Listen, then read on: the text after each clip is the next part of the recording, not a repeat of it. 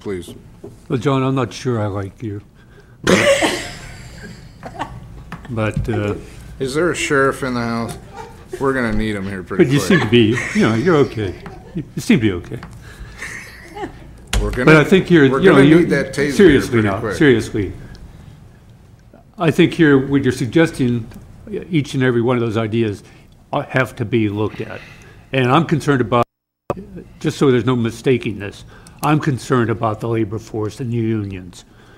When I say we have to examine that, because we have to also be able to educate ourselves and the workforce and the public as to what our obligations and what our possibilities are and so forth. So there's, your reference there bothers me a little bit, because by saying we're not going to look at the workforce situation as we face this and future issues is not to say here that you're not committed and not interested in following the proper procedures and so forth, and staff will do that. I have no doubts about that. The other thing here is, I think here that we need to give the kind of direction, as Supervisor Smith said, give direction. Take each of those items that you raised, because each and every one of them is an hour, maybe 2 hours of discussion up here, pro and con. It will not get us further down the road. What is obvious to you might not be so obvious to me or a majority of the members of the board. So I would suggest, again, we have the CEO, he's heard this. Maybe he would have rather have heard me pounding on the door for an hour every morning for a few weeks, and he would have heard essentially the same thing we heard here. Tom, we got to get going on this. We got to take care of that $1 million. Maybe that would have been a better tactic, but I think it's been heard, and I think we are. I appreciate the fact the supervisors are paying attention to the fact is we cannot leave some of this stuff hanging and do it under the with the pretense that we have a balanced budget at present. We have this problem, and in that regard, I think we've accomplished something here today in moving that forward. Thank you. Supervisor Pinchas. I'd like to go back and respond to Supervisor Koufax's 4 points she made. Her first point was that we shouldn't be spending money we don't have. You know, in our proposed budget, nobody said anything about that.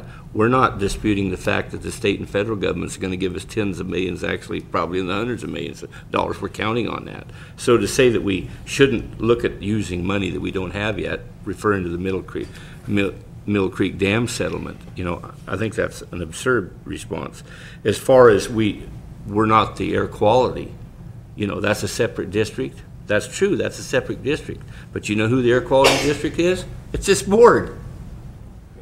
Number 3, the privatization proposal for solid waste issue. You know, we've had several meetings on that. I'm sure there's a privatization is probably almost, our CEO has had numerous discussions with the private companies, the 2 companies that deal with solid waste in this issue. You know, it's all but they're packaging up the final deal. The CEO just, you know, backed up Supervisor Delbar's statement that that's probably, we can do that, that's realistic. You know, the 4th issue, the franchise fees. Ken, when you keep talking about the franchise fees, but we can raise the franchise fees to 30%. And under this board's decision to not take the franchise fee solid waste landfill account and put it in the general fund, it don't matter what we raise the franchise fee to, it's not going to help our general fund, and it has nothing to do with our budget proposal today. So, you know, I don't know, what are we trying to do here? You know, David, you wanted to come up with $1 million, and Kendall, you wanted to come up with a further teeter debt, and we wanted to create a contingency. It's all in this package.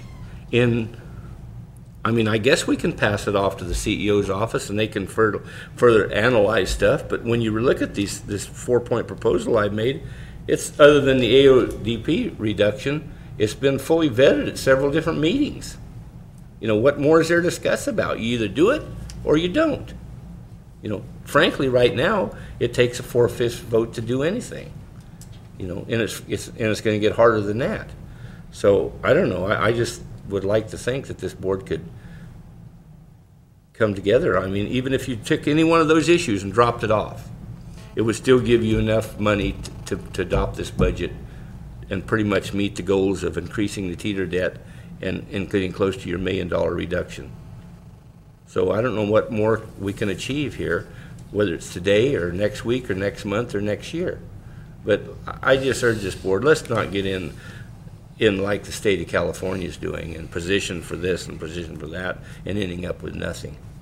This is just a budget. It's a spending plan for the next year, about $220 million. There's going to be changes and come and go down the road. You know, you brought up the Little River timber harvest issue. That's another issue. Frankly, I really think that we should be logging that redwood and taking advantage of extremely good redwood market and leaving the fir grow.